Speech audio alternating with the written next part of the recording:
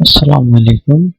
আজকের ইংলিশ লেসনে আমি মুস্তফা আলম আকাশ আছি আপনাদের সাথে। কমপ্লিটিং সেন্টেন্স যদি ইফ যুক্ত হয় তখন কিভাবে করব সে বিষয়ে আজকে আলোচনা করব। পুরো ভিডিওটা না কেটে সম্পূর্ণটি দেখবেন।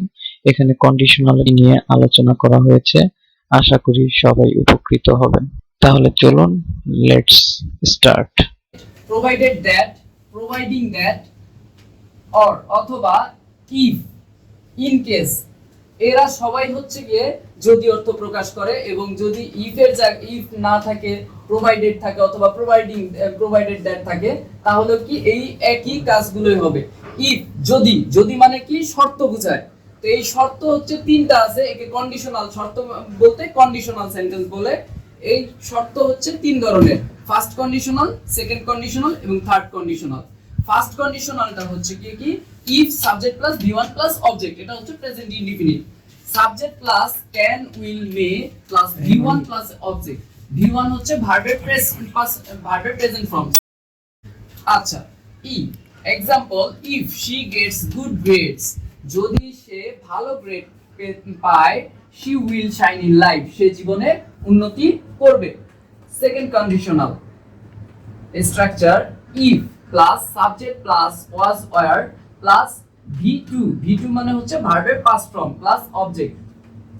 যদি থাকে প্রথম অংশ যদি এরকম থাকে, তাহলে পরের অংশ হবে subject plus would might plus V1 plus object. তাহলে এক্সাম্পলটা দেখি কি হবে। If I had the time, হ্যাঁ, যদি আমার কি হতো সময় থাকতো, আই উড লার্ন ইতালিয়ান, আমি ইতালিয়ান ভাষা শিখতাম। আমার হাতে কি সময় থাকলে আমি ইতালিয়ান ভাষা শিখতাম। Third conditional, if plus subject plus had plus V3 মানে হচ্ছে ভার্বের past participle form plus object. যদি থাকে প্রথম সেন্টেন্সে, পরবর্তী সেন্টেন্স হবে subject plus would might plus have plus V3 plus object. Example, if I had seen him, যদি আমি তাকে দেখতাম, I would have given him the message, আমি তাকে কি করতাম, তাকে একটি মেসেজ দিতাম। এখানে এই যে আই স্ট্রাকচার অনুযায়ী দেখুন, আই আসছে সবার ফার্স্টে সাবজেক্ট, তারপর স্ট্রাকচার উড আসছে, এবং নিয়ম অনুযায়ী হ্যাভ আসছে, এবং গিভ এর পাস্ট পার্টিসিপাল ফর্ম গিভেন আসছে, তারপর কি হিম দা মেসেজ।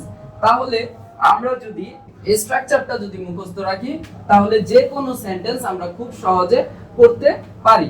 এখানে ইফ এমনও হতে পারে সেন্টেন্সের মাঝখানে থাকতে পারে, ইফ সেন্টেন্সের মাঝখানেও থাকতে পারে। ওই ক্ষেত্রে আমরা হচ্ছে গিয়ে সেন্টেন্সের স্ট্রাকচার ফলো করব, যে আমার সেন্টেন্সের কোন অংশ আছে।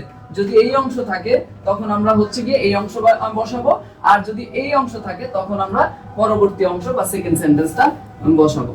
ঠিক আছে, ওকে, আল্লাহ হাফেজ।